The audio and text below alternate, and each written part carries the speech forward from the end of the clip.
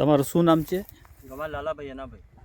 लाला भाई, ये आपने जो वर्षीय कपास लगाई है कौन सी जात છે?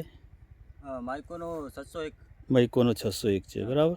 એ વેરાયટી તમે કેટલા વર્ષથી લગાવો? અમે લગભગ આ વેરાયટી 3 વર્ષથી વાપરીએ છીએ। બરાબર, 3 વર્ષથી લગાવો, બરાબર. હા, તો એ વેરાયટી એ વર્ષે આપણે બહુ વધારે વરસાદ પડ્યો, બરાબર. થોડો વાતાવરણ વચમાં ખરાબ હતું, એના પછી કેવી લાગી? બહુ સારી લાગી અને અત્યારે બી સારી છે, કેમ કે કેરીઓમાં કોઈ ખામી નથી અને રૂ ફૂટવામાં કોઈ બી ખામી નહીં। રૂ ફાટવામાં બહુ સારી છે, બહુ ને? સારી છે। બરાબર.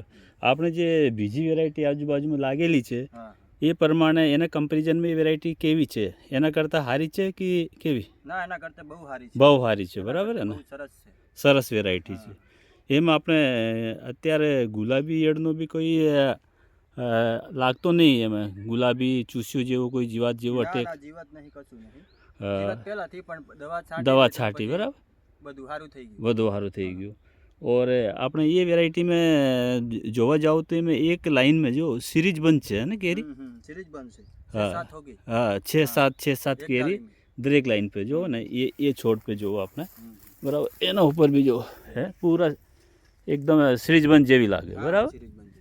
કેરી જોવામાં આપણે થોડી છોટી લાગે, લેकिन એમાં રૂ ફાટ બહુ સારું છે હા, રૂ ફાટ और દાણું મોટો છે, બરાબર ને?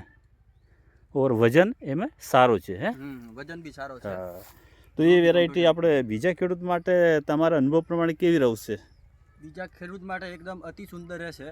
કમસે કમ જે વાપરશે એ યાદ કરશે, યાદ કરશે. જોરદાર છે, જોરદાર છે ને?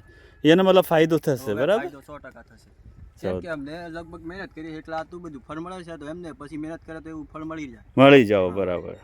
ધન્યવાદ. હે.